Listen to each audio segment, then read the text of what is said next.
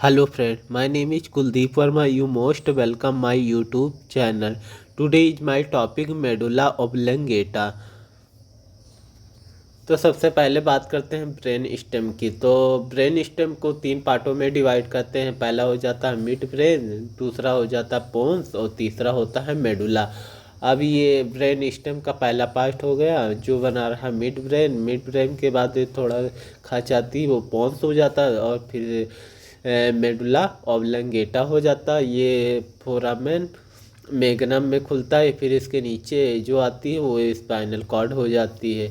अब medulla oblongata में बात करते हैं तो lowest part of the brain stem का सबसे मतलब नीचे वाला पार्ट होता है। स्टैंड स्टैंड कहाँ से कहाँ तक करता है तो ये लोअर बॉर्डर ऑफ पोन से लेकर फोरामेन मैग्नम तक स्टैंड करता है। लाई कहाँ करता है तो ये जो पोस्टीरियर क्रेनियल फोसा होता है उसके इंटीरियर पार्ट से लाई करता है। रिलेशन में बात करते हैं तो एंटेली पाया जाता है मैग्नम, फोरामेन मैग्नम पाया जाता है, पोस्टीरियरली पाया जाता है सेरिब्रम।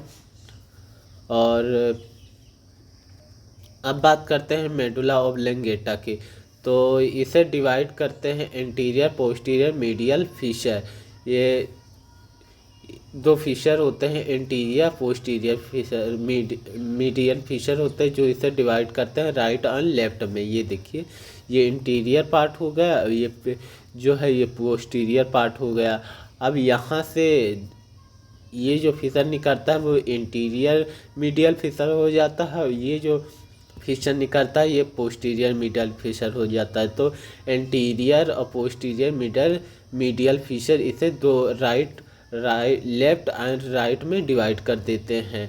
अब राइट और लेफ्ट की बात करते हैं तो both divide anterior lateral and posterior lateral sulci into three पार्टों में डिवाइड कर देते हैं, एंटीरियर, लेटरल और पोस्टीरियर। अब ये देखिए, अब ये जो सल्काई है एंटीरियर लेटरल और ये हो जाएगा पोस्टीरियर लेटरल। अब ये एंटीरियर लेटरल और पोस्टीरियर लेटरल इसे तीन पार्टों में डिवाइड कर देते हैं। अब ये जो पार्ट बन रहा है ये एंटीरियर हो जाएगा और ये जो बीच वाला है ये लेटरल पार्ट हो जाएगा। ये पीछे वाला है जो पोस्टीरियर पार्ट हो जाएगा। अब बात करते हैं एंटीरियर पार्ट में क्या क्या पाया जाता है। तो एंटीरियर रीजन में हो जाएगा, anterior region is forms by a longitudinal elevation होता है जिसे पिरामिड कहते हैं। एंटीरियर पार्ट में एक एलिवेशन आता है, खाच होती है जिसे पिरामिड कहते हैं। पिरामिड किसका बना होता है तो क्रोटिको स्पाइनल फाइबर का बना होता है। और इसके जो lower part of the medulla में fibre right and left pyramid crosses and medially from the pyramidal decussation. अब ये जो होता है ना lower part of the medulla के फाइबर जो आते हैं जो एक दूसरे से क्रॉस कर जाते हैं इसे पिरामिडल डिसोसिएशन कहते हैं। अब बात करते हैं लेटरल लीजन की। तो लेटरल लीजन में क्या क्या पाया जाता है, अपर पार्ट शो एलिवेशन। इसका अपर जो पार्ट होता है एक एलिवेशन शो करता है जिसे ऑलिव कहते हैं। ऑलिव होता है ओवल मतलब ओवल शेप का होता है।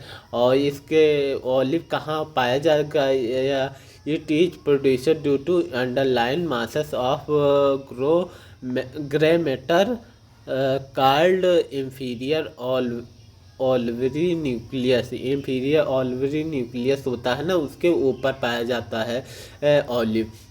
अब बात करते हैं root of hypoglossal nerve emerge from the anterior lateral sulcus present between pyramid and olive. अब पिरामिड और ओलिव के बीच का जो एंटीरियो लेटरल सरफेस होता है वहाँ से एक नर्व निकलती है जिसे हाइपोग्लोसस नर्व कहते हैं।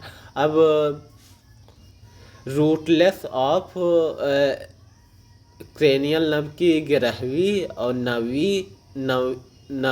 10वीं 11वीं cranial part of the accessory nerve emerge through the posterolateral fissure behind the olive. अब ऑलिव के पीछे से जो निकलती तीन नर्व निकलती हैं जिन्हें 9 क्रेनियल नर्व, 10 क्रेनियल नर्व और 11 क्रेनियल नर्व कहते हैं।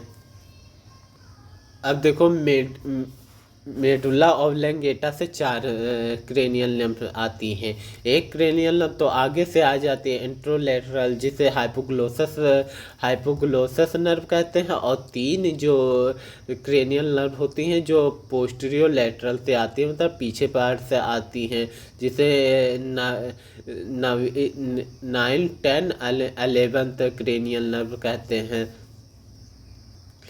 अब बात करते हैं पोस्टीरियर रीजन की। तो ये कहाँ से लाई करता है, या लाई करता है बिटवीन पोस्टीरियर लेटरल सल्कस और पोस्टीरियर मीडियल सल्कस। अब पोस्टीरियर लेटरल सल्कस और पोस्टीरियर मीडियल सल्कस के बीच से यह लाई करता है। और अपर पार्ट ऑफ इसका जो अपर पार्ट होता है वो वी शेप का डिप्रेशन होता है, मतलब वी शेप का एक डिप्रेशन बना होता है उसके अपर पार्ट में। और below the floor of longitudinal elevation are present. और इसके नीचे जो होती है 3 एलिवेशन होती हैं, जिसे हम फेसिकुलस ग्रेसिलिस कहते हैं। पहली हो जाएगा फेसिकुलस ग्रेसिलिस हो जाएगा, और दूसरी हो जाएगा फेसिकुलस क्यूनेटस हो जाएगा, और तीसरी हो जाएगा इंफीरियर सेरिबुलर पेडंकल हो जाएगा। इसके बाद बात करते हैं upper end of fasciculus gracilis and fasciculus cuneatus expand to form gracilis या क्यूनेटा ट्यूबरकल बना लेते हैं। अब इसका अपर पार्ट जो होता है, जो फेसिकुलस ग्रेसिलिस और फेसिकुलस क्यूनेटस होता है, वो ग्रेनुलस